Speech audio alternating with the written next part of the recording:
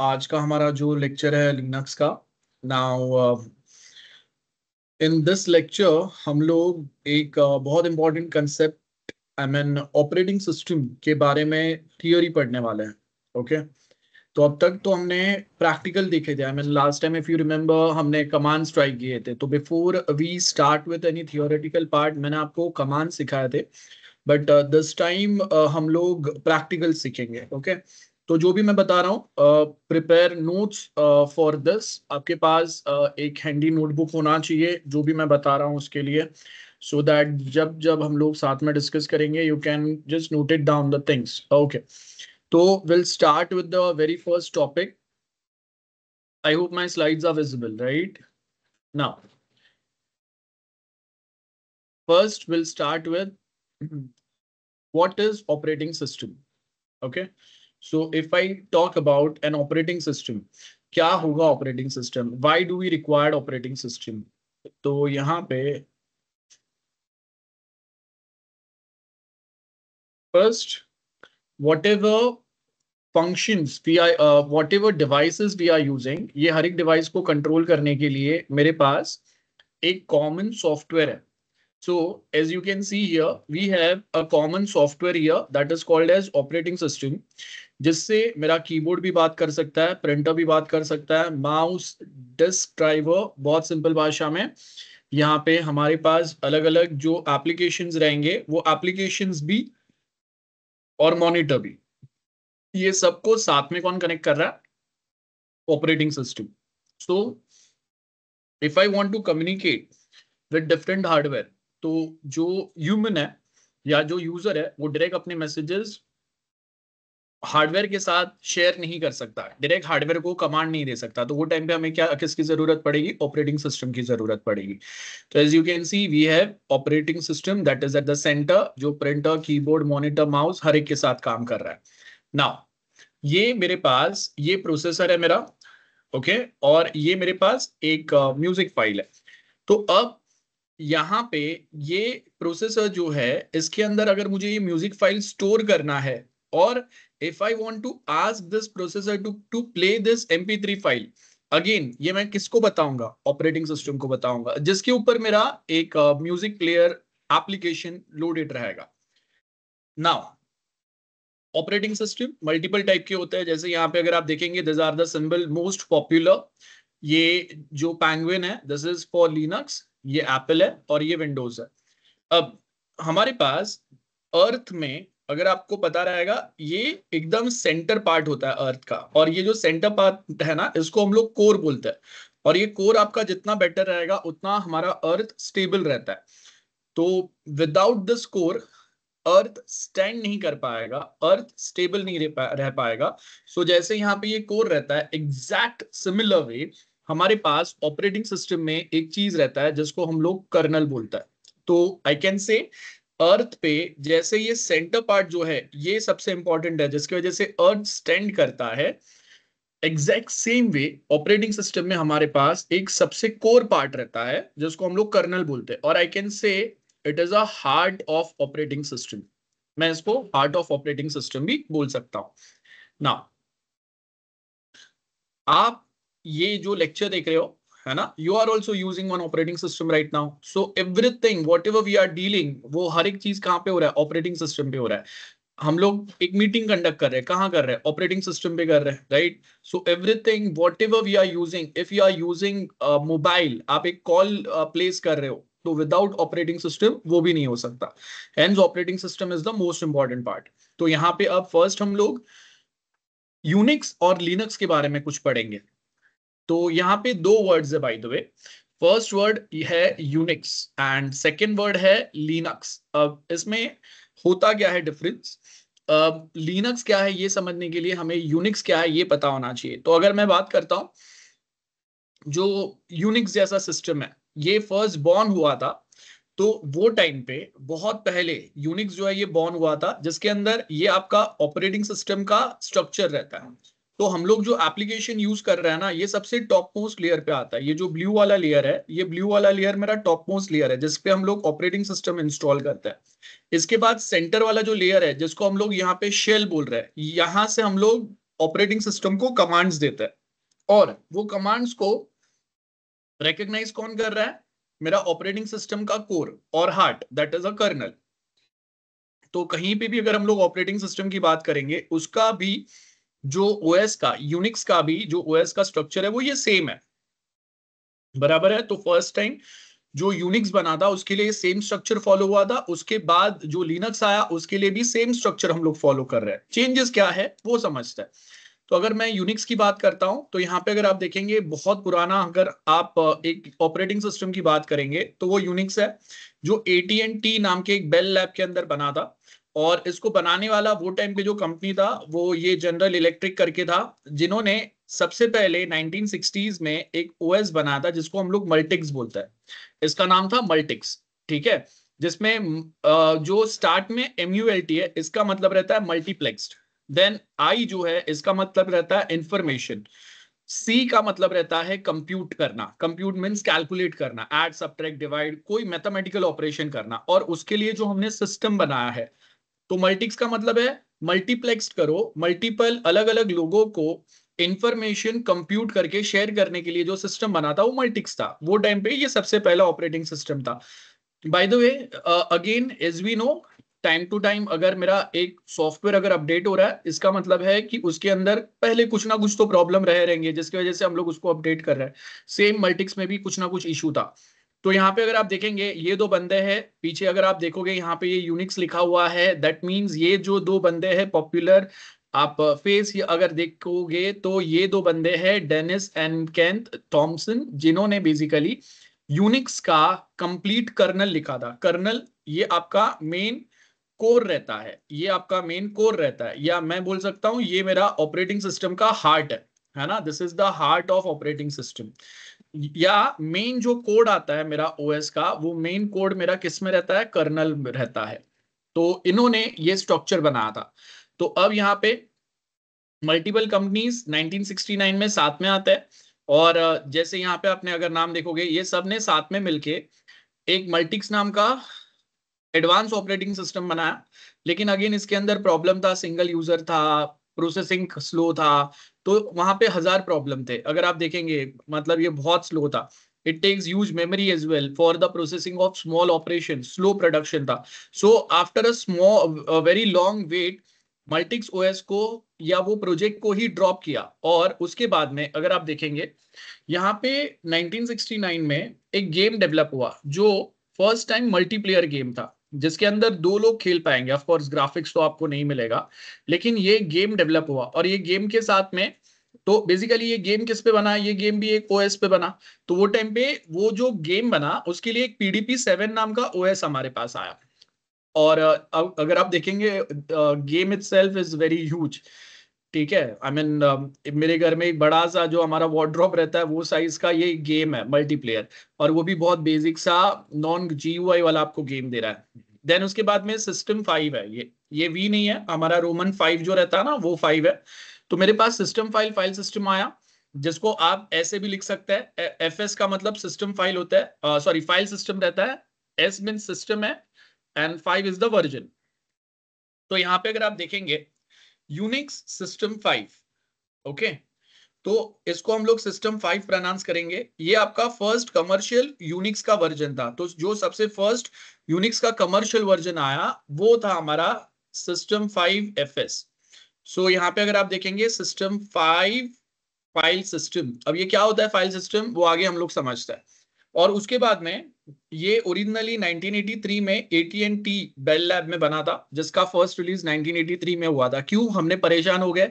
Multics हमने use किया, Multics में 50 हमारे तकलीफ आते थे, प्रोसेसिंग पावर बहुत ज्यादा लगता था, single user type operating system था, नेटवर्किंग कैपेबिलिटी ज्यादा नहीं है। तो एट दी एंड हमने यूनिक्स जैसा टाइम शेयरिंग सिस्टम बनाया। तो यहाँ पे अगर आप देखेंगे ये बंदा is the head basically behind this, जो C लैंग्वेज में उन्होंने बेसिकली पहले काम किया, आई मीन डेवलप किया, और वो C लैंग्वेज यूज करके आपका यूनिक्स ऑपरेटिंग सिस्टम बना है। तो 1973 में ये यूनिक्स बना, और यूनिक्स के बेस पे ही आपको आगे हमारा एडवांस दैट इज लिनक्स मिलेगा। तो बर्ली सॉफ्टवेयर डिस्ट्रीब्यूशन, ये अलग अलग वर्जन आते हैं बाद में, तो सीधा हम लोग उसको यूनिक्स नहीं बोल रहे हैं, बट उसके अलग अलग वर्जन है। तो जैसे आप समझो कि विंडोज 7 आया, 8 आया, 8.1 आया, 10 आया, 11 आया, तो वैसे ही यहाँ पे अगर आप देखेंगे कि पहले जो यूनिक्स 5 था उसके जगह पे यहाँ पे यूनिक्स 32.5 नाम का मेरा सिस्टम आया, जिसके अंदर वापस हमने वहां पे अपडेट किए, फिर उसके अंदर वर्चुअल मेमोरी ऐड किया और उसको एडवांस किया 1980s तक आते आते। उसके अंदर अगर आप देखेंगे ये माइक्रोसॉफ्ट इन्वॉल्व हो गया, जेनिक्स नाम का ओएस उसने बना के। तो एक यूनिक्स बेस जो मेरे पास ओएस था, जिसको इन्होंने क्या बोला, जेनिक्स बोला। सो यूनिक्स जो माइक्रोसॉफ्ट एक डेवलप किया इन लेट 1980s, तो ये सिस्टम 5 वाला उसने जो ऑपरेटिंग सिस्टम डेवलप किया, इसमें ऑफ कोर्स जीयूआई ये सब ज्यादा नहीं थे।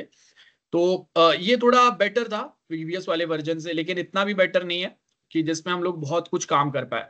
तो उसके बाद में अगर आप देखेंगे, इसको और एडवांस बनाने के लिए आपके ऑपरेटिंग सिस्टम का जो कोर है इसको और बेटर बनाना पड़ता है। तो इसके लिए हमने यूनिक्स के कर्नल पे काम करना चालू किया। मतलब ओएस को अगर एडवांस बनाना है तो उसका कर्नल जो एक सॉफ्टवेयर प्रोग्राम रहता है उसको अपडेट करना पड़ता है, उसको अपग्रेड करना पड़ता है। तो यहाँ पे हमने एक मैक जो है, ये मैक नाम का कर्नल इंट्रोड्यूस किया। तो ये अलग अलग कंपनीज जब साथ में आते हैं ना, तो उनके सिंबल्स आते हैं, तो ये उसका सिंबल है बेसिकली, जिन्होंने आके बेसिकली यहाँ पे अगर आप देखेंगे यूनिवर्सिटी है, जो यूनिवर्सिटी ने ये कर्नल जो है उसको एडवांस और उसमें कंट्रीब्यूशन दिए अपने। तो उसके बाद में ये सब होने के बाद में अगर आप देखेंगे, हमारे पास सबसे पहले जो ओएस आया था वो था यूनिक्स। यहाँ पे एक्स नहीं था, यहाँ पे सीएस था, जो दो साइमल्टेनियस यूजर्स को सपोर्ट कर रहा था। और उसके बाद में 70s में हमने उसका नाम चेंज करके यूनिक्स कर दिया, लास्ट में सीएस के जगह पे एक्स डाल दिया, ठीक है। अब यहाँ पे अगर आप देखेंगे यूनिक्स का मतलब क्या रहता है, यूनिप्लेक्स्ड इंफॉर्मेशन कंप्यूटिंग सिस्टम। जैसा मल्टीप्लेक्स था, मल्टीप्लेक्स कर रहा था, उसकी जगह पे यहाँ पे ये यूनिप्लेक्स है। आर्किटेक्चर क्या होता है, तो अगर ये आर्किटेक्चर अगर हमें समझ में आया तो लिनक्स का भी आर्किटेक्चर सेम रहता है। अब मैं आपको यूनिक्स क्यों बता रहा हूं, बिकॉज यूनिक्स आपको पहले पता होना चाहिए और इसके बाद हमारे पास लिनक्स आता है, तो काफी कुछ आर्किटेक्चर आपको सिमिलर दिखता है। तो यहाँ पे अगर आप देखेंगे, ये मेरे पास सबसे ऊपर वाला टॉप लेयर है, जहां पे आपको ये डीबीएमएस लिखा हुआ दिखेगा। FTP means file transfer protocol, email system मेरा चल रहा है, बाकी के कोई मेरे एप्लीकेशन प्रोग्राम्स यहाँ पे चल रहे हैं। So this is the top layer जहां पे यूजर काम कर रहा है। तो यहाँ पे हमारा यूजर काम कर रहा है, मतलब हम लोग यहाँ पे। इसके बाद जो आता है ना, वो आता है यहाँ पे अगर आप देखेंगे, ये मेरा शेल है, इसको मैं यहाँ पे शेल बोलूंगा, ठीक है। शेल का मतलब है जहां से हम लोग कमांड पास करते हैं। तो यहाँ पे अगर आप देखेंगे, हमने लास्ट लेक्चर में वीआई टेक्स्ट एडिटर समझा था, देन उसके आगे बैश शेल होता है, के शेल रहता है, सी शेल रहता है, नॉर्मल शेल रहता है, सी प्लस प्लस प्रोग्राम्स हम लोग यहाँ पे कर सकते हैं, दूसरे एडिटर्स यूज कर सकते हैं, एनवायरनमेंट चेंज कर सकते हैं। ऐसे बहुत सारे कमांड्स जो है ना वो हम लोग पास करते हैं। तो वो कमांड्स ऑपरेटिंग सिस्टम को देने के लिए हम लोग बेसिकली शेल यूज करते हैं। शेल जब हम लोग यूज करेंगे तो ये कमांड्स जो है ये कर्नल के पास जाएगा। Kernel is heart of operating system. अगर कर्नल ने अप्रूव किया तो उसके अकॉर्डिंगली हार्डवेयर जो है वो काम करेंगे। अगर कर्नल ने हमारा ऑपरेशन या कमांड रिजेक्ट कर दिया तो ऑफ कोर्स आपका हार्डवेयर भी रिस्पॉन्ड नहीं करेगा, है ना। तो कर्नल एक मेन पर्सन है। तो यहाँ पे अगर आप देखेंगे, हम लोग ये कर्नल की बात नहीं कर रहे हैं, we are basically talking about this kind of a kernel, जहां पे सॉफ्टवेयर एप्लीकेशन एंड हार्डवेयर को साथ में सिंक्रोनाइज करके ढंग से काम कराने का काम ये कर्नल करता है। हर एक ओएस में अलग से एक स्पेशलाइज्ड सॉफ्टवेयर कोड लिखा रहता है, that is called as a kernel, okay. तो यहाँ पे अगर आप देखेंगे, kernel is heart of operating system, it interacts with hardware, most of the task like memory management, task scheduling and file management, ये सब कुछ होता है कर्नल के थ्रू। अब इसके बाद शेल क्या होता है, तो यहाँ पे अगर आप देखेंगे, वी हैव दिस ह्यूमन और अ यूजर। तो हम लोग ये लेवल पे है, हम लोगों को अगर कोई कमांड देने हैं, बराबर है, ऑपरेटिंग सिस्टम को, मतलब ऑपरेटिंग सिस्टम का मतलब क्या है, ऑपरेटिंग सिस्टम का जो हार्ट है इसको हम लोग कमांड देंगे। तो बेसिकली वॉट एवर कमांड, जैसे मूव, लिस्ट, सीडी, mkdir, ये ऐसा कोई भी कमांड, मुझे अगर एक नया फोल्डर बनाना है, फाइल बनाना है, ओपन करना है, रीड करना है, हर एक कमांड में कहां से पास करूंगा, शेल के। अब अगर मैं टर्मिनल पे काम कर रहा हूं तो मैं यहाँ पे mkdir जैसा कमांड लिखूंगा। If I am using GUI तो मैं राइट क्लिक करके न्यू फोल्डर वाला ऑप्शन सिलेक्ट करूंगा, है ना। तो ये दोनों वे में हमारा कमांड ही जा रहा है, एक GUI के थ्रू जा रहा है और एक CLI के थ्रू जा रहा है। CLI stands for command line interface. Okay, command line interface होता है ये। तो यहाँ पे हम लोग ये वे में हमारे कमांड्स दे सकते हैं। तो यहाँ पे अगर आप देखेंगे शेल के बारे में, यहाँ पे आपको कुछ पॉइंट्स दिए हुए हैं। तो ये शेल के बारे में अगर आप देखेंगे, ये पॉइंट्स क्या आपको बताया हुआ है, that shell is the utility. Utility means एक प्रोग्राम है that process your request when you type in a command at your terminal. Shell interprets, मतलब शेल वो कमांड को इंटरप्रेट, समझेगा, कन्वर्ट करेगा मशीन अंडरस्टैंडेबल लैंग्वेज में, and then it will send it to further right. बराबर है। अच्छा, अब यहाँ पे सबसे इंपॉर्टेंट बात है कि हमारा सिंटेक्स करेक्ट होना चाहिए। अगर हमारा सिंटेक्स करेक्ट नहीं है तो आप क्या बोल रहे हैं, ये आपका ऑपरेटिंग सिस्टम समझ नहीं पाएगा ना। कमांड्स एंड यूटिलिटीज, हमने लास्ट टाइम टर्मिनल पढ़ा था जहां से हम लोग कुछ कमांड्स दे सकते हैं। सो ऐसा कुछ हमें टर्मिनल दिखता है, इसको मैं कमांड प्रॉम्प्ट भी बोल सकता हूं, है ना। इसको हम लोग शेल भी बोल सकते हैं। तो यहाँ पे अगर आप देखेंगे, there is various commands and utilities which you would use in your day to day activities. Copy, move, cat command, grab, ये हमने अभी तक पढ़ा नहीं है, आगे देखेंगे हम लोग। सो ये अलग अलग टाइप के कुछ कमांड्स और यूटिलिटीज या ऑपरेशंस है। ये ऑपरेशंस हम लोग अचीव कर पाते हैं with the help of shell, जहां पे मैं ये कमांड्स पास करूंगा और वो कमांड्स कर्नल के पास जाएंगे और उसके अकॉर्डिंग कर्नल मुझे एग्जीक्यूट करके आउटपुट जनरेट करके देगा। सिंपल है। सो यहाँ पे इसके बाद हमारे पास ऑपरेटिंग सिस्टम में सेकेंड मोस्ट इंपॉर्टेंट पॉइंट जो रहता है वो रहता है कि हमारे पास कुछ फाइल्स एंड डायरेक्टरीज आता है। अब हम लोग यहाँ पे ये फाइल्स की बात नहीं कर रहे हैं, ना फोल्डर्स की बात कर रहे हैं, हम लोग ये एक स्पेसिफिक आर्किटेक्चर या इसको हम लोग डायरेक्टरी, शॉर्ट में DIR, डायरेक्टरी स्ट्रक्चर बोलते हैं। ठीक है, डायरेक्टरी स्ट्रक्चर। ओके, और इसके अंदर ये सबसे टॉप मोस्ट एक फॉरवर्ड स्लैश रहता है जिसको हम लोग रूट डायरेक्टरी बोलते हैं। This is called root directory. जैसे विंडोज में हमारे पास C ड्राइव होता है जिसके अंदर मेरे प्रोग्राम फाइल्स होता है ना। तो जैसे मेरे पास विंडोज में प्रोग्राम फाइल्स रहते हैं, दैट इज वेयर हमारे सारे ऑपरेटिंग सिस्टम सॉफ्टवेयर रिलेटेड जो इंस्टॉलेशन फाइल्स है, एग्जीक्यूटेबल फाइल्स है, वो सारे वहां पे जाते हैं। एग्जैक्ट सेम वे आपके पास सबसे टॉप मोस्ट और सारे चीजों को कंट्रोल करने वाला जो मेन डायरेक्टरी, इसको याद रखो, ये सबको हम लोग डायरेक्टरी बोलते हैं। विंडोज में डायरेक्टरीज को फोल्डर बोलते हैं, ठीक है, और मैक या लिनक्स में आप उसको डायरेक्टरी बोलते हैं।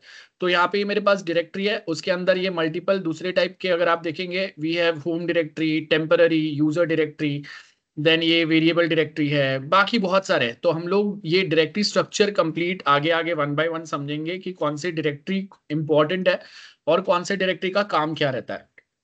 तो यहाँ पे मेरे पास अलग अलग फाइल्स और डायरेक्टरी ये वे में रहते हैं।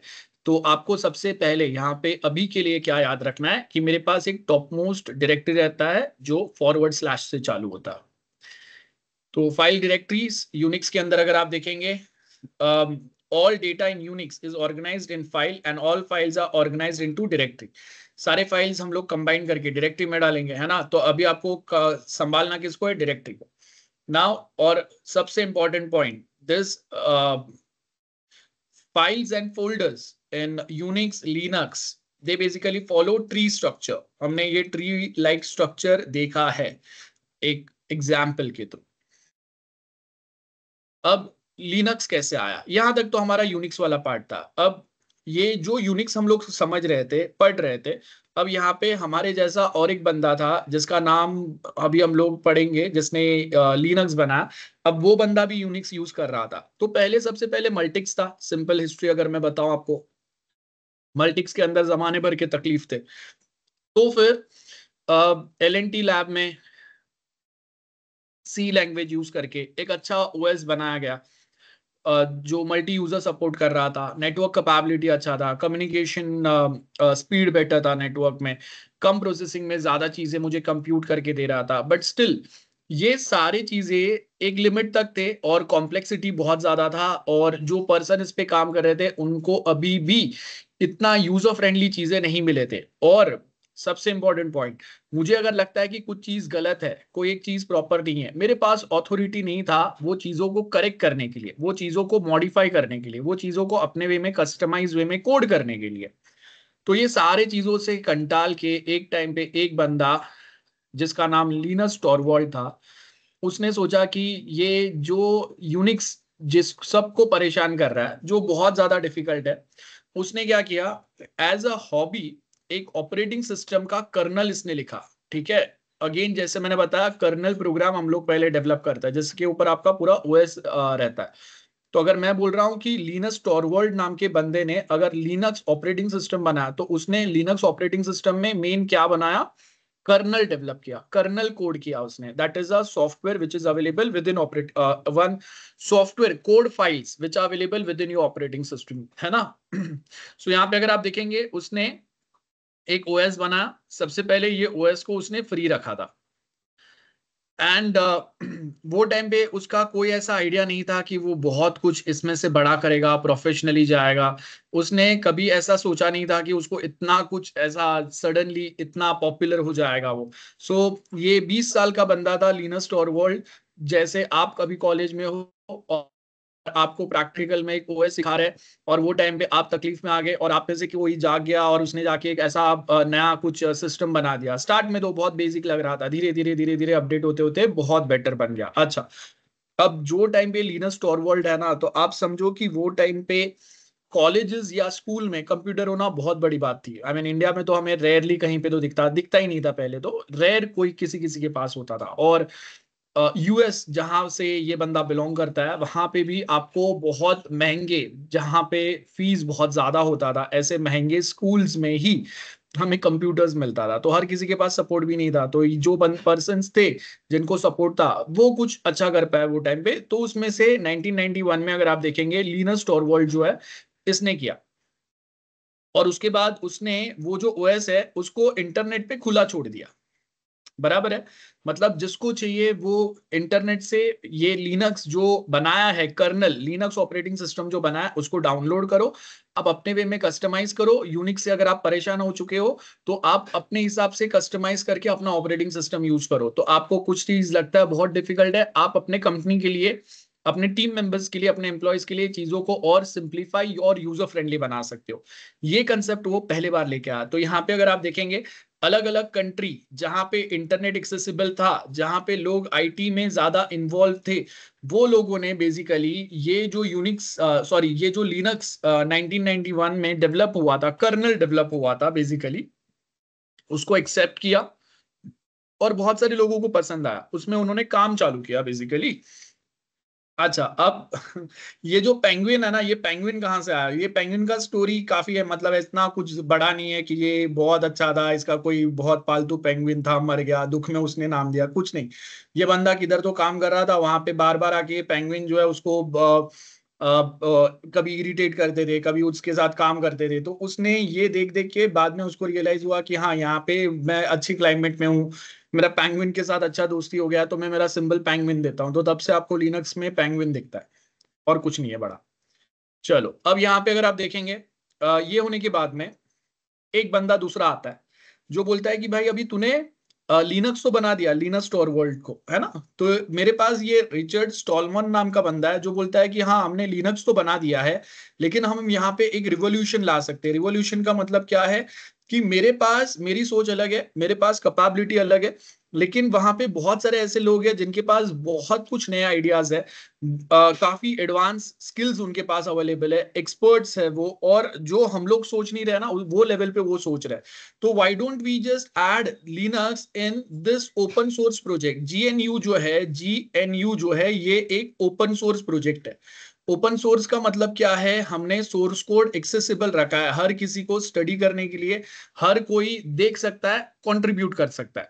तो अगर मैं गिटहब पे जाऊंगा तो गिटहब पे मुझे लिनक्स का एक रिपोजिटरी मिलेगा, जिसको मैं फॉर्क कर सकता हूं, जिसको मैं क्लोन करके उसके अंदर अगर मुझे लगता है कुछ कस्टमाइज करना है, मैं वो कस्टमाइज कर सकता हूं। मैं मेरी कंपनी के लिए कस्टमाइज कर सकता हूं। अब ये जो जीएनयू है ये क्या है आगे हम लोग समझते हैं। तो बेसिकली ये बंदा था जिसने जीएनयू प्रोजेक्ट चालू किया, सबसे इंपॉर्टेंट है ये जो रिचर्ड नाम का बंदा है, इसने जीएनयू प्रोजेक्ट चालू किया। बहुत सिंपल भाषा में ओपन सोर्स टेक्नोलॉजी का एक बहुत बड़ा रिवॉल्यूशन ये लेके आया। जिसके थ्रू हम सबको आज बहुत ज्यादा बेनिफिट हुआ है। सो ये GNU प्रोजेक्ट का आइडिया पिंग करने वाले कोई पर्सन जो है, तो उसमें ये बंदे का नाम है। और वो टाइम पे ये जो फ्री सॉफ्टवेयर का एक कंसेप्ट चालू हुआ था, ये आप अगर देखोगे ये उसका कुछ लोगो है जो वो टाइम पे यूज करते थे। अच्छा, अब यहाँ पे उसने क्या बोला, सॉफ्टवेयर जो है वो फ्री होने चाहिए, है ना, freedom to use the software for any purpose, freedom to change the software as per our needs, freedom to share the software with your friends, with neighbors, and freedom to share the changes you make with all others, so that हर कोई अगर contribute करेगा तो आपका software और better हो जाएगा। तो इसको आप GNU बोलते हैं, ओपन सोर्स कंसेप्ट बोलते हैं, जिसमें N का मतलब नॉट, U का मतलब यूनिक्स, ओके, नॉट यूनिक्स, और जी का मतलब ग प्रोजेक्ट होता है, और इसको हम लोग ज्यादा रेफर नहीं करते हैं, तो हम लोग GNU को बोलेंगे नॉट यूनिक्स प्रोजेक्ट। मतलब जहां पे यूनिक्स हम लोग यूज नहीं कर रहे, बट उससे एक बेटर OS हम लोग पिक्चर में ला रहे हैं, उसको हमने not Unix project. Open source project के अंदर ओपन सोर्स का एक जो कंसेप्ट चल रहा था, जो मैंने आप यहाँ पे स्टेटमेंट बताया, उसके अंदर एक GNU नाम का प्रोजेक्ट चालू किया, और वो GNU नाम के प्रोजेक्ट के अंदर बहुत सारे लोगों ने, लिनस टॉरवल्ड ने जो बेसिक्स, सॉरी, 20 साल का अगर एक लड़का है, वो कितना ही अच्छा बना लेगा, तो उसने जो भी बनाया था उसके अंदर एडवांसमेंट मल्टीपल बड़े कंपनीज ने भी किया। तो वो कंपनीज इस पे ऐड कैसे कर पाए, इसमें चेंजेस कैसे कर पाए, और वो चेंजेस सबसे कंट्रीब्यूट कैसे कर पाए, because of this open source project. ठीक है, तो यहाँ पे अगर आप देखेंगे, जो भी टेक सेवी थे वो सब ने अपना अपना दिमाग लगाया, अपने अपने हिसाब से उन्होंने ऐड किया, और ये ऐड करने के बाद में मल्टीपल कंपनीज ने, जो पहले यूनिक्स था बहुत हेक्टिक था, चेंजेस नहीं करने देता था, विंडोज के अपने अलग नखरे होते थे, मैक के अपने अलग नखरे होते थे, तो जो कंपनीज यहाँ पे अपडेट कर पाए, मॉडिफाई कर पाए, अपना टेक्नोलॉजी खुद से डेवलप कर पाए, वो लोगों ने यहाँ से अच्छा खासा प्रॉफिट जनरेट करना चालू किया। तो उसमें रेडिट एक बहुत पॉपुलर कंपनी है वो टाइम का।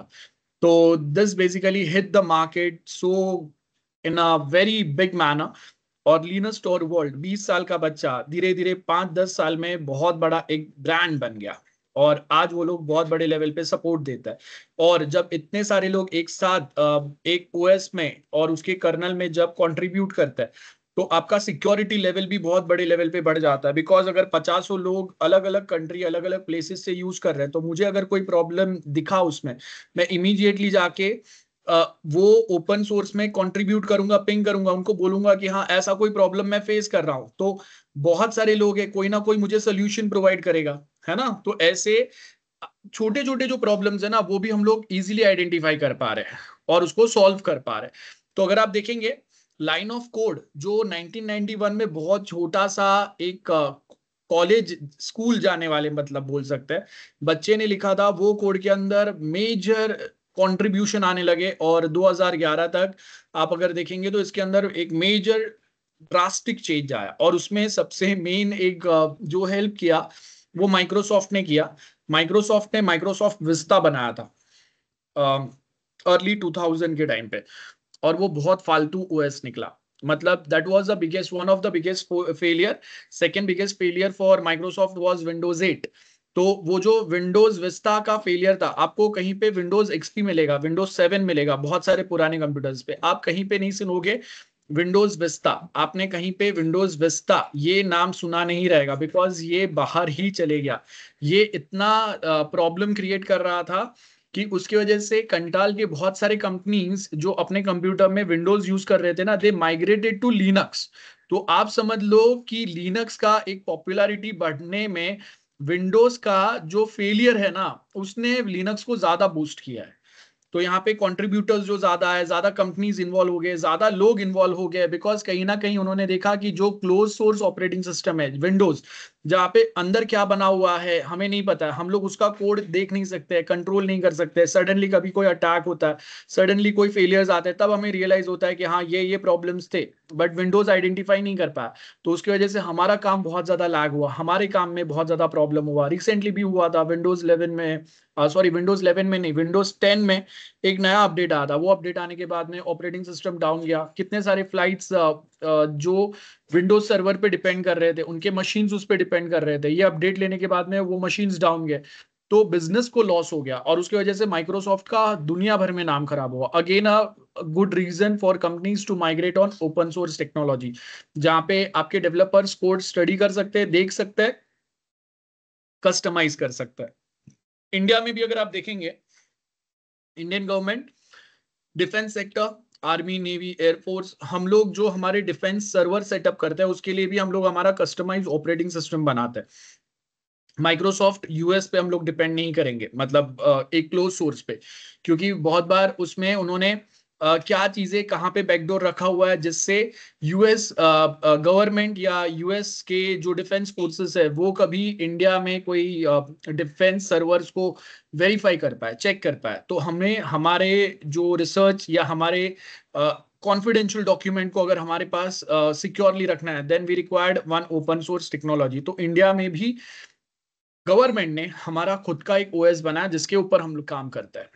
ठीक है, तो अगर आप देखेंगे धीरे धीरे वर्ल्ड वाइड पेंगुइन्स जो है वो बहुत ज्यादा बढ़ते गए और आज हजारों पेंगुइन्स आपको मिलते हैं। और आज ऐसा हो गया है कि हम लोग एंड्रॉयड यूज करते हैं, जो हमने फोन देखा, कंप्यूटर देखा, एटीएम मशीन हम देखेंगे, कोई स्मार्ट कैमरास देखेंगे, स्मार्ट टीवी आप देख लो, वीडियो कंसोल देख लो, या हम लोग कोई ट्रेडमिल या कार के डैशबोर्ड देखते हैं, ये हर जगह पे आपको लिनक्स जो है ये ही हर जगह दिखता है, बिकॉज ये फ्री है। फर्स्ट पॉइंट, सॉरी, फ्री हमेशा नहीं है, ओके, ओपन सोर्स है ये सबसे इंपॉर्टेंट, ओके, फ्री नहीं बोलेंगे हम लोग इसको, ओपन सोर्स है ये। तो फ्री टर्म जो है वो अलग है, सारे लिनक्स के अलग अलग डिस्ट्रीब्यूशंस फ्री नहीं है। तो क्या होता है ये आगे समझते हैं। अब यहाँ पे अगर आप देखेंगे, जो जो world wide Linux OS use कर रहे थे अपना अपना नाम देके, जैसे कि रेडेट नाम के कंपनी ने इसको बहुत ज्यादा कस्टमाइज किया और उसने वो कर्नल को नाम दे दिया Red Hat Linux, okay. Same way Ubuntu, Fedora, ऐसे पचासों अलग अलग नाम दिए गए, अलग अलग कस्टमाइज ऑपरेटिंग सिस्टम, जो कहीं कहीं पे हम लोग सर्वर पे यूज कर रहे हैं, कहीं पे हम लोग क्लाउड पे यूज कर रहे हैं, कहीं पे हम लोग नॉर्मल कंप्यूटर पे यूज करने के लिए हम बना रहे हैं। तो ऐसे हजारों लिनक्स के हजारों ऐसे अलग अलग टाइप्स बने कस्टमाइज करने के बाद में। और यहाँ पे किसी को भी अगर सपोर्ट चाहिए, एक्सपर्ट एडवाइस चाहिए या कोई एक्सपर्टीज की रिक्वायर्ड है, तो ये जो लिनक्स टॉरवर्ल्ड है इनका अलग से एक टीम है जो हेल्प करता है। ऑफ कोर्स वो फ्री में नहीं करता है, उसके पैसे लेते हैं वो। तो दैट्स हाउ दे सर्वाइव। तो ओपन सोर्स इनिशिएटिव के अंदर अगर आप देखेंगे, कंप्यूटर सॉफ्टवेयर को हम लोग फ्री में यूज करते हैं, ऐसे बहुत सारे ओपन सोर्स प्रोजेक्ट अवेलेबल है जहां पे आपके पास सोर्स कोड अवेलेबल होता है और विद लाइसेंस आप वो सोर्स कोड को अपने हिसाब से कस्टमाइज करके मार्केट में अपना नया सॉफ्टवेयर बना के बेच सकते हैं। और ये लाइसेंस फ्री में नहीं होता है, आपको ये लाइसेंस का पैसा देना पड़ता है। और आप जब वो लाइसेंस का पैसा दोगे, मतलब मेरे पास उसके कॉपीराइट्स आए जहां पे मैं उसको कस्टमाइज करके आगे बेच सकता हूँ, हाँ। लेकिन अगर मैं उसको स्टडी करने के लिए, प्रैक्टिस करने के लिए, थोड़े बहुत चेंजेस कैसे होंगे ये चेक करने के लिए अगर मैं कर रहा हूँ, तो वहां पे मुझे उसको पैसा देने की जरूरत नहीं है। मैं इस पे प्रैक्टिस या उसके रिसर्च वो फ्री में कर सकता हूँ। तो जीएनयू प्रोजेक्ट है, जैसे आप देखोगे यहाँ पे बताया हुआ है। सो फ्री सॉफ्टवेयर मास कोलैबोरेशन में यूज करने के लिए ये रिचर्ड नाम के पर्सन ने एमआईटी के अंदर एक नया प्रोजेक्ट चालू किया था। It aims to give software users freedom and control in their use of their computers and computing devices, जहां पे सॉफ्टवेयर जो रहेंगे उसको हम लोग फ्रीडम ऑफ राइट्स देंगे, मतलब सॉफ्टवेयर को यूज करने के आपके पास राइट्स होने चाहिए। So user are free to run the software, they can copy, they can distribute, they can study, they can modify. ऐसा एक प्रोजेक्ट चालू हुआ जिसको जीएनयू प्रोजेक्ट बोला जाता है। तो अब यहाँ पे हम लोग आते हैं लिनक्स डिस्ट्रीब्यूशन क्या होता है। तो यहाँ पे अगर आप देखेंगे ये बहुत सारे पीछे नाम दिए हुए हैं, रेड हैट है ना, येंटो, सूजे है, डेबियन है, तो ऐसे हजारों डिस्ट्रीब्यूशंस है। और आपको ये अलग अलग कलर के penguin with some other other symbols दिखेंगे। तो ये जो जो कंपनी ने इनको बनाया, उन्होंने पेंगुइन्स के ऊपर अपने खुद के कोई ना कोई अलग अलग लोगो डाले। जैसे यहाँ पे ये दिखेगा, ये वाला पेंगुइन मेरा रेडेट वाला है ना, ये सूजे वाला है, ये फेडोरा आपको दिखेगा, तो अलग अलग 50 आपको दिखेंगे। सो इसमें से हम लोग के लिए कौन सा बेटर है वो हम लोग कहीं ना कहीं यूज करते हैं। तो मुझे लगता है कि लेट्स से मुझे लगता है उबंटू बेटर है, मैं वो यूज करूंगा। कोई दूसरे कंपनी में उनको लगेगा उनके काम के हिसाब से कोई दूसरा वर्जन बेटर है, वो यूज करेंगे। तो याद रखो हमने क्या बोला, जो लिनक्स है, लिनक्स को इंटरनेट पे डिस्ट्रीब्यूट किया है ना। और वो जब लिनक्स को डिस्ट्रीब्यूट किया तो there are thousands of people, companies, professionals जिन्होंने इसको डाउनलोड करके अपने हिसाब से कस्टमाइज किया है ना। और कस्टमाइज करके उसके कॉपीराइट्स खरीद के उन्होंने उसको अपना नाम दिया।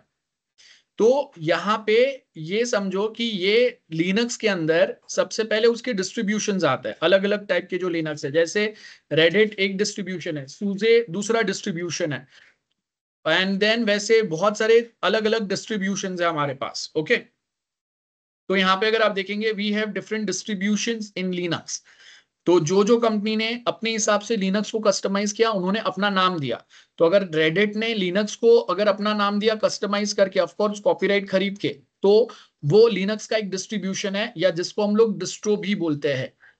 What we call it distro. Okay और उसके बाद में रेडिट के अंदर उसके वर्जन आएंगे। तो विंडोज में कैसा आता है, विंडोज XP7 डायरेक्ट उसके वर्जन आते हैं। लिनक्स में वैसा नहीं रहता है, लिनक्स में पहले उसके डिस्ट्रीब्यूशन आएंगे, मतलब कोई एक स्पेसिफिक कंपनी का नाम आएगा जिसने वो लिनक्स को, लिनक्स कर्नल को कस्टमाइज बनाया है, मॉडिफाई किया है, अपडेट किया है, अपने हिसाब से बेटर बनाया उसको, है ना। और उसके बाद उसने अपना जो खुद का एक लिनक्स बेस्ड ओएस बनाया है, उसको वो जैसे जैसे अपडेट करेगा उसके अलग अलग वर्जन आएंगे। सो लिनक्स डिस्ट्रीब्यूशन, यहाँ पे अगर आप देखेंगे लिनक्स कर्नल है, जहाँ पे मल्टीपल प्रोग्राम फीचर्स जो है उसको आपने अपने हिसाब से टेलर किया for a particular purpose, and उसमें बहुत सारे दूसरे ऑप्शंस डाले, कोई परफेक्ट सोल्यूशन निकाला, GUI ऐड किया और यूजर फ्रेंडली बनाया और फास्ट बनाया, मल्टी यूजर कैपेबिलिटी दिया, सिक्योरिटी बढ़ाया, और ये सब किया आपने। उसके बेस पे आप अगर देखेंगे तो वो कंपटीशन बहुत लेवल पे बढ़ते गया, एक बहुत टफ कंपटीशन चालू हुआ। तो आज अगर आप देखेंगे यहाँ पे आपको बहुत सारे ऐसे मिलेंगे, ये लिंक मैंने दिया है उसके ऊपर आप जाके चेक कर सकते हो, है ना। तो आपको हजारों ऐसे लिनक्स से डिस्ट्रीब्यूशन मिलेंगे, एंड हर 3-4 महीने, हर 6 महीने, एक साल में आज भी आपको दिखता है कि मल्टीपल कंपनीज अपने खुद के नए नए डिस्ट्रीब्यूशंस आज भी बनाते हैं। सो हर बार आपको एक नया डिस्ट्रो या एक नया डिस्ट्रीब्यूशन मिलता है। सो मेजर वन यहाँ पे दिए हुए है, रेडिट है, डेबियन है, उबंटू है, सूजे है। तो ये अलग अलग है जिसके अपने हिसाब से कोई ना कोई स्पेशलिटी है। तो मैं बोलूंगा लिनक्स के अंदर उसका डायरेक्ट वर्जन नहीं आता है। लिनक्स के अंदर मेरे पास पहला डिस्ट्रीब्यूशन रेडिट है, फिर रेडिट के अंदर उसका वर्जन आएगा, Red Hat 5, Red Hat 6, like that. Then Debian है, डेबियन जो है मेरा लिनक्स डिस्ट्रीब्यूशन है, बराबर है। तो लिनक्स का एक एक टाइप ऑफ लिनक्स जो है वो डेबियन है। जो हम लोग मोबाइल में एंड्रॉइड यूज करते हैं, that is also one type of Linux, बराबर है। तो that is also Linux distribution. Ubuntu, SUSE, ये सारे अलग अलग है। तो आज मल्टीपल जो डिस्ट्रीब्यूशंस है उसमें बहुत टफ कंपटीशन होता है मार्केट में, कौन बेटर कर सकता है। तो इसकी वजह से आप अगर देखेंगे तो हमें बेस्ट ऑफ बेस्ट सर्विस आज के टाइम पे अवेलेबल होता है। तो प्रोज एंड कॉन्स क्या है, जब अगर हम लोग बात करते हैं मेजर डिस्ट्रीब्यूशन की, तो लिनक्स में हजारों है, जहां पे आपके पास सर्टन बहुत ज्यादा यूजर फ्रेंडली है, सर्टन एथिकल हैकिंग में काम में आता है, सर्टन सर्वर हैंडलिंग में काम में आता है, सर्टन बहुत ज्यादा क्लाउड कंप्यूटिंग में काम में आता है, सर्टन कोई ATM मशीन या एम्बेडेड डिवाइस जो हम लोग बनाते हैं उसके लिए परफेक्ट है, कोई कोई मोबाइल के लिए परफेक्ट है, कोई स्मार्ट टीवी के लिए परफेक्ट है। तो उसके अंदर मेरे पास मल्टीपल चॉइसेस है, बहुत सारे GUI बहुत बेटर है। तो जैसे अगर आप देखेंगे उबंटू जो है एक काफी पॉपुलर चॉइस है, हम लोग बहुत सारे लोगों को आप उबंटू यूज करते हुए देखेंगे। इंडस्ट्री में हम लोग जब जाते हैं IT में, वहां पे भी हमारे पास बहुत बार आपको उबंटू यूज होते हुए दिखेगा। तो ये बेसिकली डेल एक बहुत बड़ा कंपनी है जो लैपटॉप बनाते हैं, सर्वर मेंटेन करते हैं, इनके खुद के हॉस्पिटल भी है अलग से बाय द वे। तो चैरिटी करते हैं वो, उसके साथ में बहुत सारे दूसरे चीजों पे काम करते हैं। इनके मोबाइल भी आते हैं बट इंडिया में आपको नहीं दिखता है। सो बहुत सारे प्रोडक्ट्स ये बनाते हैं डेल, और उसके अंदर अगर आप देखेंगे वो है। उसके बाद में जो ब्राउजर्स आते हैं हमारे, एंड माइक्रोसॉफ्ट ऑफिस जो है वैसा ही आपके पास ओपन ऑफिस मिलता है, सर्टन गेम्स मिलता है।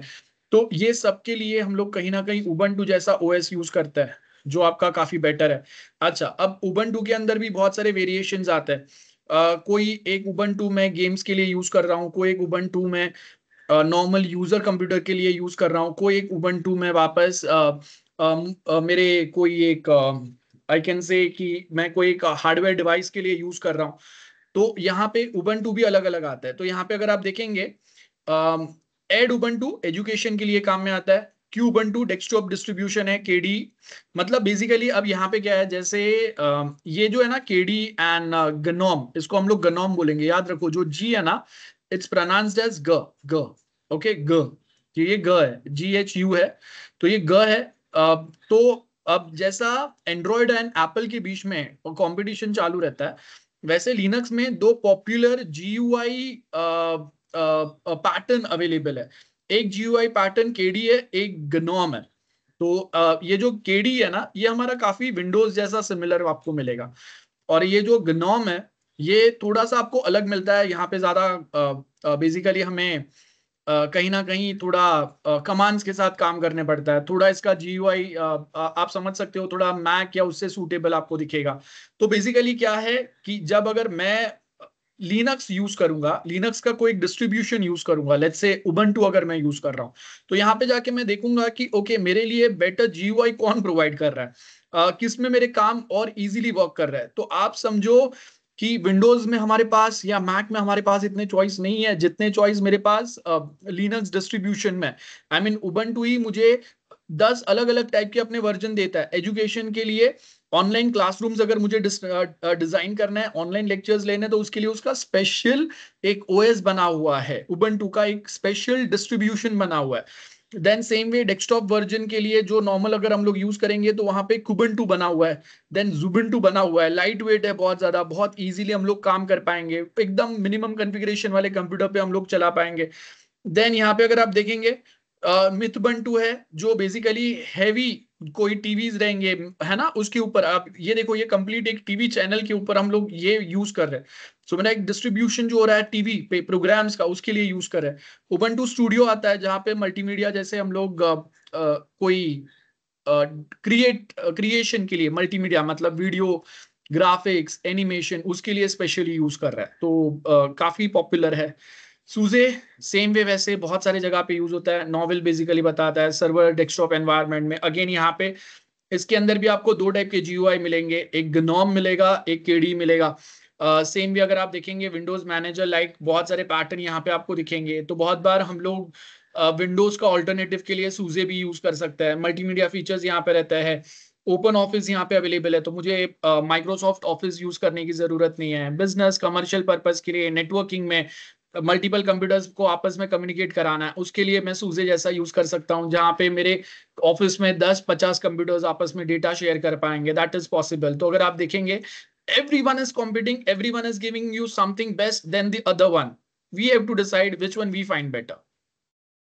सेम वे रेडिट है, तो रेडिट के अंदर अगर आप देखेंगे अच्छा बाय द वे रेडिट के अंदर अब मैं बेसिकली रेडिट प्रेफर करता हूं, हाँ लेकिन ज्यादा टेक्निकल वर्ड अगर हम लोग बात करते हैं तो एक रेडिट आता है, एक रेडिट एंटरप्राइज लिनक्स आता है।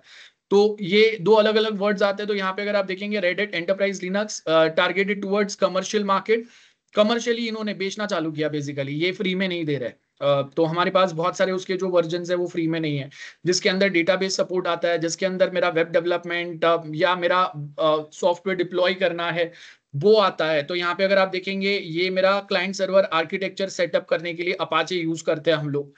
ये लिनक्स का सपोर्टेबिलिटी है जो सर्वर पे डिप्लॉय करूंगा, ये डेटाबेस सपोर्ट है, ये प्रोग्रामिंग लैंग्वेज सपोर्ट है, ये दूसरा डेटाबेस सपोर्ट है, ये GUI सपोर्ट है, ये भी दूसरा GUI सपोर्ट है। जो आपको यूज करना है वो यूज करो। So Red Hat is one of the popular and one of the famous. आपने अगर देखा रहेगा हम लोग सर्वर एडमिन या ऐसे रोल में जाते हैं तो रेडिट सर्टिफिकेशन आज भी बहुत ज्यादा पॉपुलर है, जिसमें लोग रेडिट सिस्टम एडमिन या सर्वर एडमिन के कोर्सेज करते हैं। चलो, तो अब ये तो हमने लिनक्स के बारे में सीख लिया है ना। अब हम लोग आते हैं लिनक्स वर्सेस विंडोज पे। सो बिफोर आई कंटिन्यू, जो भी मैंने अभी तक बात किया, am I clear with this? किसी को कोई डाउट? आई होप सुन रहे हो कि चले गए? Yes girls, others reply quick, am I clear till this point? है ना? सबको समझा क्या चीज कैसे है, कैसे काम कर रहा है? Very good, very good. Okay, so अब हम लोग आते हैं नेक्स्ट लेवल पे, जहां पे हम लोग अब बात करेंगे विंडोज वर्सेस लिनक्स। तो विंडोज वर्सेस लिनक्स में, अच्छा बाय द वे, जो मैं लिख रहा हूं वो आपको दिख रहा है, राइट? है ना? Whatever I am writing on the slide, it's visible to you everyone? Is it visible, right? Yes, okay. हाँ, सो अब हम लोग यहाँ पे why I can say why Linux is better compared to Windows. सो यहाँ पे अगर हम लोग इसकी बात करें तो फर्स्ट आपको दिखेगा, सालों पहले बैटल चालू हुआ था जब आप देखोगे अगर विंडोज बहुत बड़ा था, लिनक्स बहुत छोटा सा था। तो यहाँ पे कभी कभी ऐसा होता है कि एक का मिस्टेक की वजह से दूसरा बहुत बेनिफिट में आता है। तो लिनक्स को ज्यादा मार्केट में पॉपुलर करने में कहीं ना कहीं विंडोज के फेलियर्स बहुत ज्यादा रिस्पॉन्सिबल है। जहां जहां विंडोज फेल हुआ, जब जब उसके जो ओएस फेल हुए ना, वहां पे उनको उनका जगह इंडस्ट्री में लिनक्स ने ले लिया। तो जब जब इंडस्ट्री को लॉस हुआ या उनका काम अटका विंडोज की वजह से, उनके मिस्टेक्स की वजह से, रॉन्ग अपडेट्स की वजह से, कॉम्प्लेक्स चीजों की वजह से, कहीं पे कोई काम मेरा इजीली नहीं हो पा रहा है, तो वो हर टाइम पे लिनक्स ने वो ग्राउंड कैप्चर किया। ठीक है? तो यहाँ पे अगर आप देखेंगे, विंडोज सिंपल है, हमें सबको पता है विंडोज कब आया क्या है। और ये बिल गेट्स है जिसने बेसिकली विंडोज बनाया, माइक्रोसॉफ्ट उसको ही बिलोंग करता है ना? तो 1985 में विंडोज का एक बहुत अच्छा सा पैटर्न चालू हुआ। काफी यूजर फ्रेंडली है बाय द वे, हम लोग सब अगर यूज कर रहे हैं। एंड इंडिया में भी अगर आप देखेंगे, आज भी घर घर में जहां पे भी अगर हम लोग यूज कर रहे हैं ना, आपको 90% लोग विंडोज यूज करते हुए मिलेंगे। Windows 7 was one of the most popular one, काफी सक्सेस हुआ विंडोज एक्सपी के बाद। और विंडोज 7 के पॉपुलैरिटी की वजह से बहुत सारे लोग विंडोज यूज करते थे। बट अगेन विंडोज 8 जो आना, that was a kind of a failure, और जिसकी वजह से एक साथ विंडोज का मोबाइल वर्जन जो था वो भी फेल हो गया। अगर आपको पता रहेगा, विंडोज एंड नोकिया का टाई अप हुआ था, लेकिन नोकिया भी बंद हो गया और विंडोज ओएस भी उस पर बंद हो गया। तो विंडोज 8 आपको कहीं नहीं मिलता है, विंडोज 8.1 मिलता है। और उसका बेटर वर्जन विंडोज 10 है।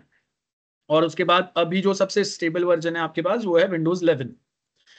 और ये बंदा है जिसने, लिनस टॉरवर्ल्ड है जिसने लिनक्स बनाया बेसिकली। तो ये दो लोग हैं, आपको बेसिक दिया हुआ है। और मार्केट में अभी तीसरा पर्सन आता है जो है मैक। तो मैक का तो अपना अलग से ही यूजर बेस चलता है, उसको तो हम लोग compete नहीं कर रहे हैं। हम लोग बेसिकली compete कर रहे हैं मैक्सिमम डिवाइसेस जहाँ पे विंडोज चल रहा था जिसको लिनक्स रिप्लेस कर रहा था। तो यहाँ पे अगर आप देखेंगे, लिनक्स और विंडोज में एक टाइम पे विंडोज बहुत ज्यादा पैसे कमा रहा था। आई मीन उसका प्रॉफिट 300% से भी ज्यादा था। विंडोज बहुत कम था, मतलब बहुत कम लोग चल रहे थे, यूज कर रहे थे, तो उसको सस्टेन करने में भी मेजर तकलीफ आ रहे थे। अच्छा, अब लिनक्स और विंडोज में फाइल सिस्टम में चेंजेस या डिफरेंस क्या है? Now what we mean by file system. File system का मतलब रहता है, मैं जैसे मैं हिंदी समझता हूँ या मैं इंग्लिश समझता हूँ, तो ये मेरा फाइल मेरा लैंग्वेज हो गया, मदर टंग। तो वैसे ही आपके पास जो ऑपरेटिंग सिस्टम रहते हैं उनका भी एक मदर टंग रहता है। हर ऑपरेटिंग सिस्टम का अपने खुद के लैंग्वेजेस रहते हैं। तो उनका जो लैंग्वेजेस है ना, उसको हम लोग बेसिकली फाइल सिस्टम बोलते हैं। जैसे मैं हिंदी, इंग्लिश, मराठी, गुजराती, ये मेरे अलग अलग लैंग्वेजेस है जिसमें मैं पढ़ सकता हूँ, समझ सकता हूँ, लिख सकता हूँ। तो मेरे पास चार अलग अलग फाइल सिस्टम है जिसमें लिखे हुए या जिसमें कोई एक फाइल बना हुआ है जिसको मैं रीड कर सकता हूँ, एग्जीक्यूट कर सकता हूँ। वैसे ही आपके पास अलग अलग लैंग्वेजेस रहेंगे एज पर योर प्रेफरेंस। तो जो लैंग्वेज में लिखे हुए चीजों को मैं पढ़ सकता हूँ, या वो लैंग्वेज में मैं कुछ लिख सकता हूँ, समझ सकता हूँ, एग्जीक्यूट कर सकता हूँ, वो मेरा मदर टंग हो गया। वैसे ही ऑपरेटिंग सिस्टम का अपना खुद का एक लैंग्वेज, अपना खुद का एक मदर टंग रहता है जिसके अंदर वो फाइल लिखता है। तो जब अगर मैं एक वर्ड डॉक्यूमेंट बनाता हूँ, मतलब सिंपल भाषा में मैं कोई एक नोट्स बना रहा हूँ, मैं कुछ कर रहा हूँ, तो वो टाइम पे यहाँ पे भी सेम पैटर्न काम करता है, जहां पे क्या होगा बेसिकली, वो मेरे लिए भी ऐसा कुछ काम करेगा, है ना। तो जब वो मेरे लिए अगर ऐसा कुछ काम कर रहा है, कोई एक फाइल जनरेट करके दे रहा है, तो वो फाइल जनरेट करने में कहीं ना कहीं अगर आप देखेंगे कि हम लोग वहां पे क्या पैटर्न यूज कर रहे हैं, वो पैटर्न जो यूज करेंगे हम लोग, वो पैटर्न कौन से लैंग्वेज में रहेगा, वो यहाँ पे हम लोग देख रहे हैं। तो आपको समझ में आएगा कि हम लोग यहाँ पे एक फाइल सिस्टम जो यूज कर रहा है, जैसे विंडोज NTFS FAT32 टाइप का फाइल सिस्टम यूज करता है। तो मैं कोई फोटोज, कोई फाइल्स, कोई PDF डॉक्यूमेंट जब सेव करता हूं, तो वो टाइम पे विंडोज एक जो लैंग्वेज यूज करता है, वो फाइल्स को हार्ड डिस्क पे और मेमोरी में स्टोर करने के लिए, है ना, उसको मैं फाइल सिस्टम बोलूंगा। तो ये फोल्डर के अंदर जो दूसरे फाइल्स जाएंगे, वो फाइल्स मेरे कंप्यूटर में कैसे सेव होंगे, क्या पैटर्न में सेव होंगे, उसके लिए जो लॉजिक होगा, है ना। जैसे अगर मैं बोल रहा हूं कि अगर मैं गुजराती में, इंग्लिश में अगर फाइल सेव करूंगा, तो मैंने कोई एक लैंग्वेज यूज किया है, उसका सिंटेक्स अलग है, उसके वर्ड्स अलग है, उसमें लिखने का पैटर्न अलग है। तो जैसे मैं एक लैंग्वेज में कोई एक फाइल लिख सकता हूँ, तो मैंने अगर गुजराती में एक फाइल लिखा है, तो जिसको गुजराती पढ़ने आता है वही वो फाइल को इंटरप्रेट कर पाएगा। जिसको गुजराती नहीं आता है, उसको ट्रांसलेटर लगेगा, जो वो फाइल को उसके अंडरस्टैंडेबल लैंग्वेज में ट्रांसलेट करके दे। तो यहाँ पे विंडोज का फाइल सिस्टम जो है, वो आपको मिलेगा NTFS, then FAT32, then FAT16, ये उसका फाइल सिस्टम है। ठीक है, जिसके अंदर विंडोज अपने फाइल्स बनाता है, उसको स्टोर करता है। हम लोग अगर एक पेन ड्राइव को फॉर्मेट भी करता है ना, तो पेन ड्राइव फॉर्मेट करने में भी आपको ऐसे ऑप्शंस मिलते हैं, bye the way. If I just show you one example, तो लेट्स अंडरस्टैंड कि मेरे पास यहाँ पे मेरे पास एक पेन ड्राइव है, और ये पेन ड्राइव को जब मैं फॉर्मेट करने का ट्राई करूंगा, let me just try to format this pen drive, I just share my screen, जहाँ पे हम लोग एक पेन ड्राइव को एक्सेस करेंगे। सो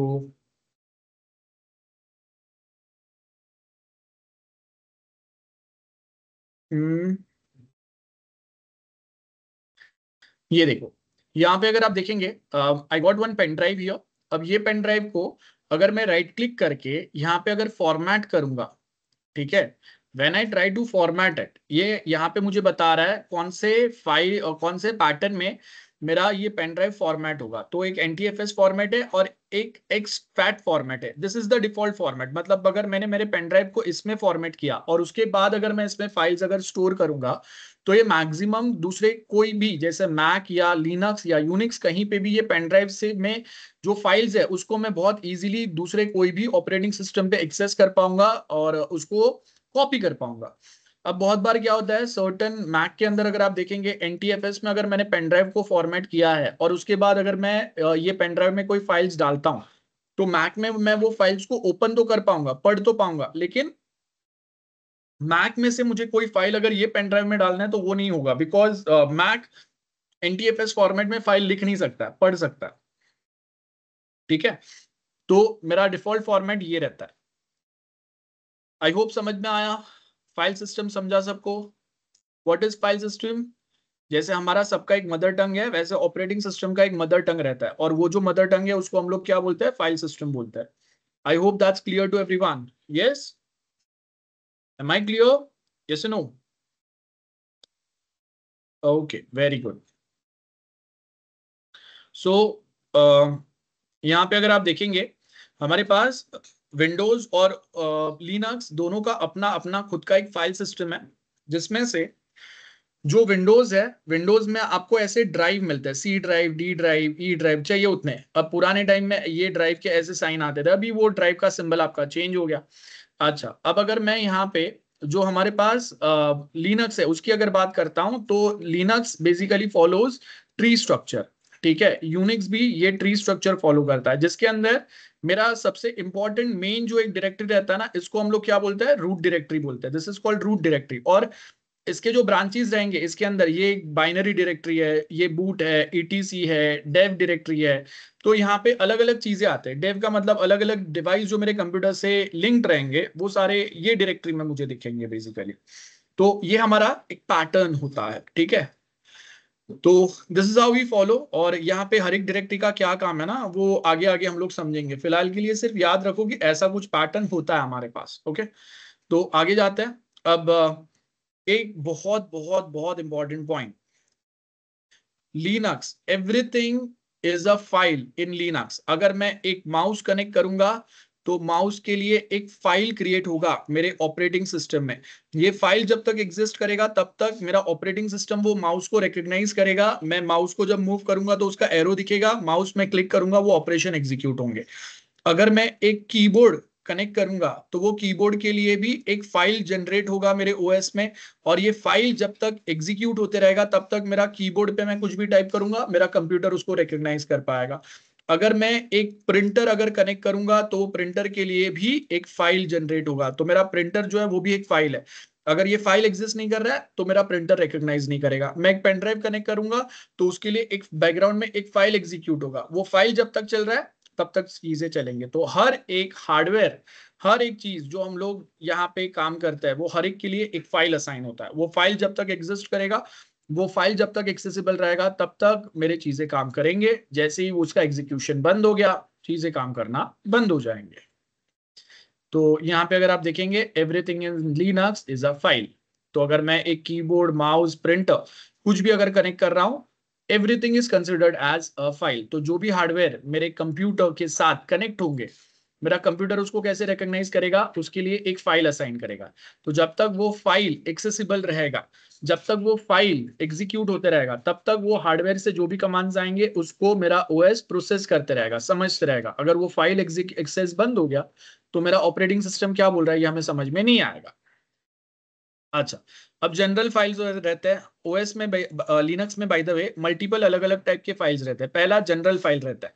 अब ये जनरल फाइल का मतलब इसको हम लोग ऑर्डिनरी फाइल्स भी बोल सकते हैं, जिसके अंदर अगर आप देखेंगे image, video, text, simple text है ना, और आस्काई और बाइनरी फॉर्मेट होता है। तो ये आस्काई या बाइनरी फॉर्मेट बेसिकली ये ऐसे फॉर्मेट रहते हैं जिसके अंदर हमारा जो फाइल है वो हार्ड डिस्क में जाके सेव होता है जब, है ना, तो वो ये फॉर्मेट रहता है। आस्काई बेसिकली अमेरिकन स्टैंडर्ड है जहां पे हम लोग कोई डेटा, मतलब मैं कीबोर्ड पे कुछ भी अगर प्रिंट करता हूँ, प्रेस करता हूँ कोई भी की, तो उसके हर एक की के लिए एक आस्काई कोड जनरेट होता है। जैसे कि कैपिटल ए के लिए 65 नाम का कोड जनरेट होगा, कैपिटल बी के लिए 66, कैपिटल सी के लिए 67। तो ये मेरे कंप्यूटर में जाएगा कोड, आस्काई कोड, जिससे मेरे प्रोसेसर को समझेगा कि मैं क्या प्रेस करने का ट्राई कर रहा हूँ। ठीक है, तो हम लोग कोई यूट्यूब पे वीडियो देख रहे हैं तो वो जनरल फाइल है। वो फाइल को अगर मैंने लिया MP3 एक म्यूजिक का फाइल अगर मैं प्ले कर रहा हूँ, ये आपके ऑर्डिनरी या जनरल फाइल्स हो गए। दूसरे मेरे डायरेक्टरी फाइल्स है। डायरेक्टरी फाइल्स का मतलब अगर आप देखेंगे मेरे पास एक वेयरहाउस है पूरा, और ये वेयरहाउस के अंदर मुझे मल्टीपल, जैसे अगर हम लोग डायरेक्टरी क्यों बनाते हैं, बिकॉज 50 फाइल मैं उसके अंदर डाल सकता हूँ। फॉर एग्जाम्पल मेरे पास एक BSc IT नाम का डायरेक्टरी है, इसके अंदर मैंने FIIT बनाया, और FIIT के अंदर मैंने SEM1 एंड SEM2 बनाया। तो अब क्या होगा, SEM2 के अंदर मेरे जो सब्जेक्ट्स है ये सबको प्रॉपरली ऑर्गेनाइज करके मैं यहाँ पे डालूंगा अलग अलग फाइल्स में। तो डायरेक्टरी फाइल्स जो है ना ये बेसिकली एक गोडाउन है जिसके अंदर एक डायरेक्टरी के अंदर मेरे 50 दूसरे डायरेक्टरीज और फाइल्स हो सकते हैं, जो ऑर्गेनाइज्ड, एक प्रॉपर ऑर्गेनाइज करने में हम लोग डायरेक्टरी फाइल्स यूज करते हैं। तो अगर डायरेक्टरी फाइल्स नहीं रहेंगे, आपके सारे फाइल्स अगर ऐसे ही हम लोग एक ही जगह पे डंप कर दे, ढूंढना, फेच करना, इट्स वे मोर डिफिकल्ट, और I can say it's next to impossible when we talk about a server kind of a system जहां पे billion and billions of files exist करते हैं।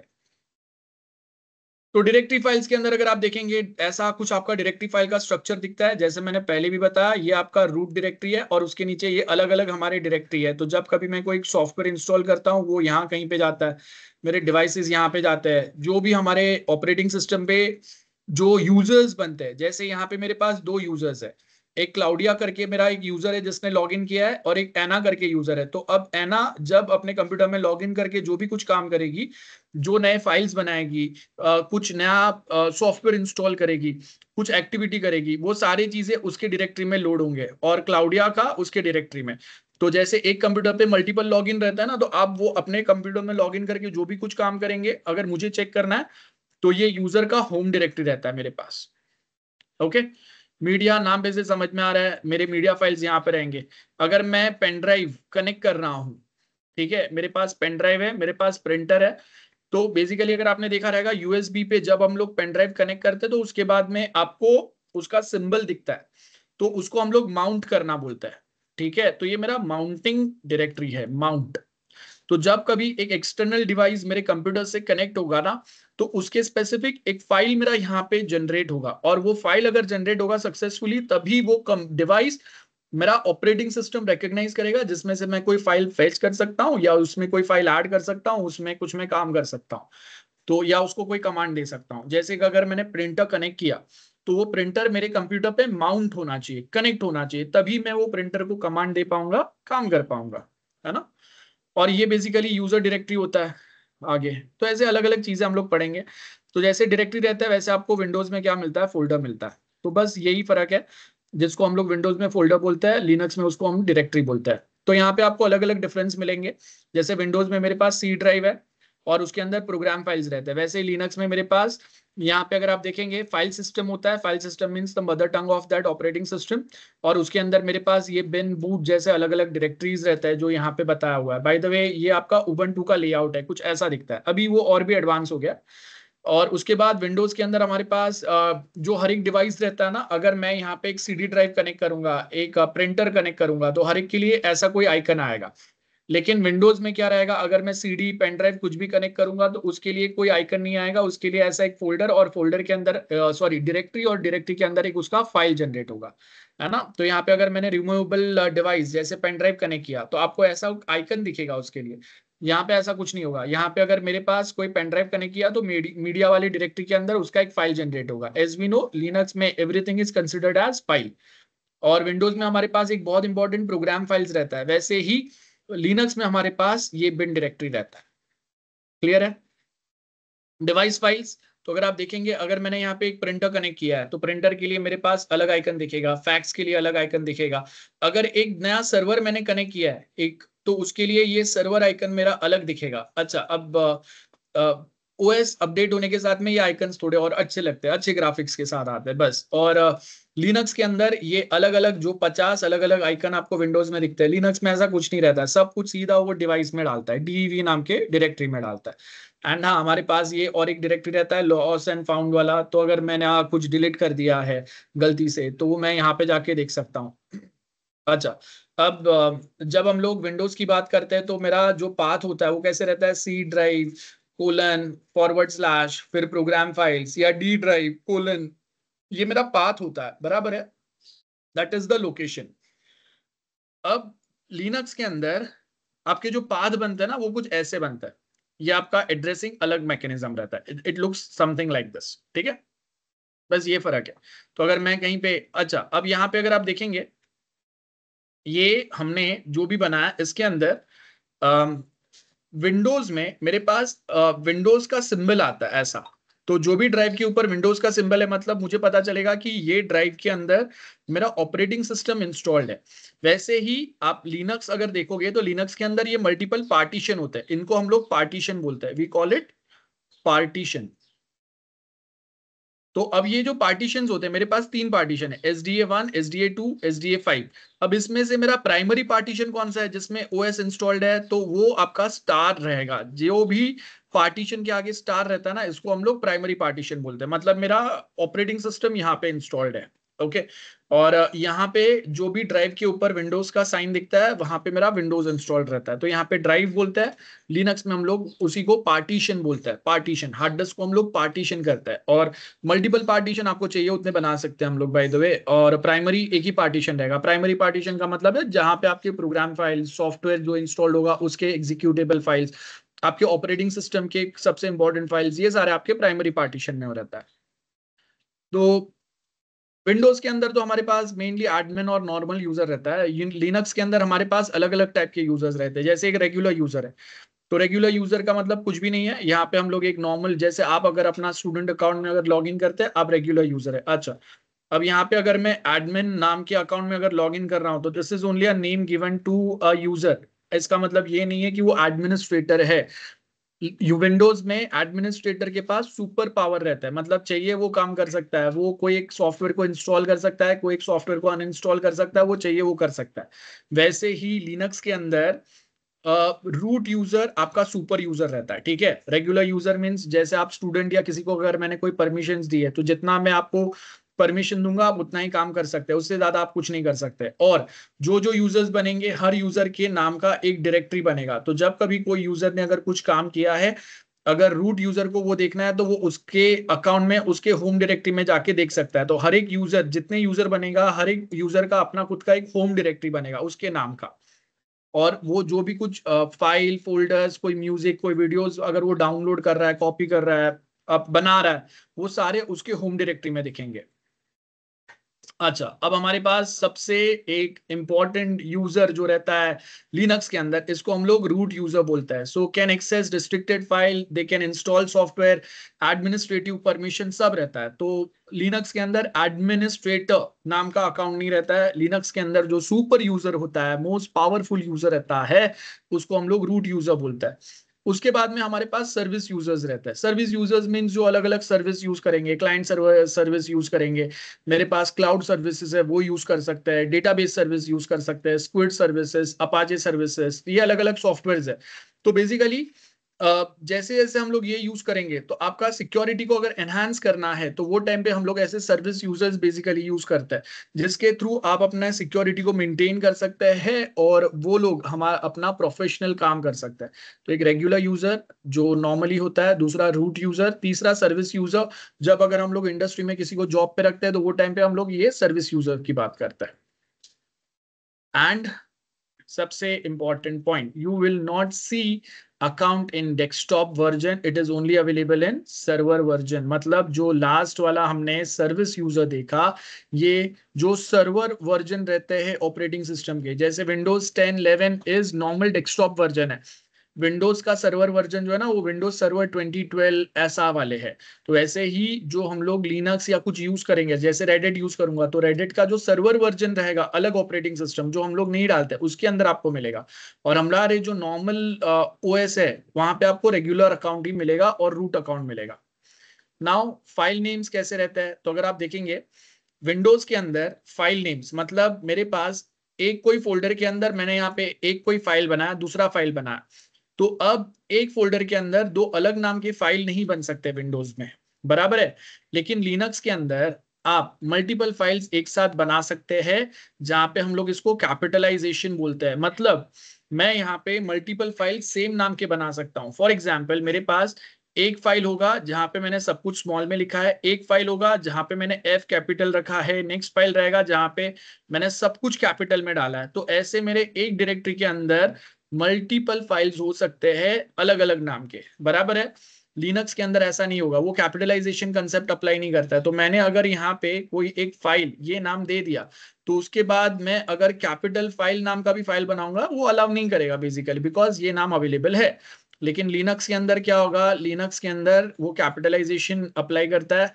दैट मीन्स यहाँ पे अगर मैं एक स्मॉल में लिनक्स लिखता हूं, ये अलग नाम का फाइल बनेगा, एल कैपिटल ये अलग नाम का बनेगा, बाद में एल आई दोनों कैपिटल बाकी सब स्मॉल, ये अलग नाम का फाइल बनेगा। तो ऐसे मैं सेम नाम के 50 फाइल बना सकता हूँ खाली सर्टन लेटर्स को स्मॉल कैपिटल का कॉम्बिनेशन डाल के।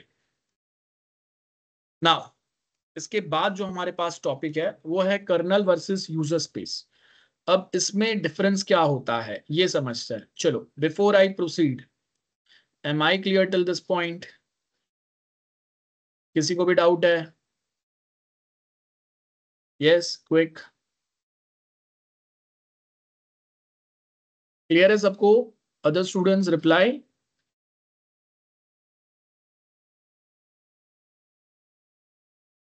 ओके ठीक है।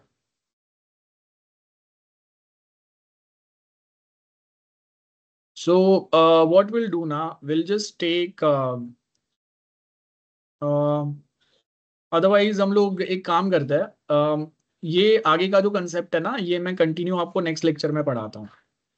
सो एक साथ अगर मैं ज्यादा पढ़ाऊंगा तो बाउंसर जाएगा फिर, तो नेक्स्ट टाइम करते हैं। और उसके साथ एक बार थोड़ा समझने के बाद में हम लोग उसके आगे फिर प्रैक्टिकल्स वापस चालू करेंगे जो मैंने आपको कमांड्स पढ़ाए थे। ओके, तो go and revise this specific recording without fail. Notes बनाना मैं स्लाइड्स शेयर नहीं करूंगा for a purpose, so that आपके पास अपने हैंड रिटन नोट्स हो। तो आपको ये वाले स्लाइड्स नहीं मिलने वाले हैं, आपको अपने नोट्स बनाने पड़ेंगे। That's compulsory. जो भी मैंने बताया आप लिखो, अपने वर्ड्स में लिखो, आप जो वे में समझ सकते हो वो वे में लिखो। ओके, चलो देन। अच्छा सॉरी, इसके पहले हम लोग लेक्चर एंड करें। अटेंडेंस वन बाय वन अपने नंबर्स पोस्ट करते जाओ, चलो जल्दी से।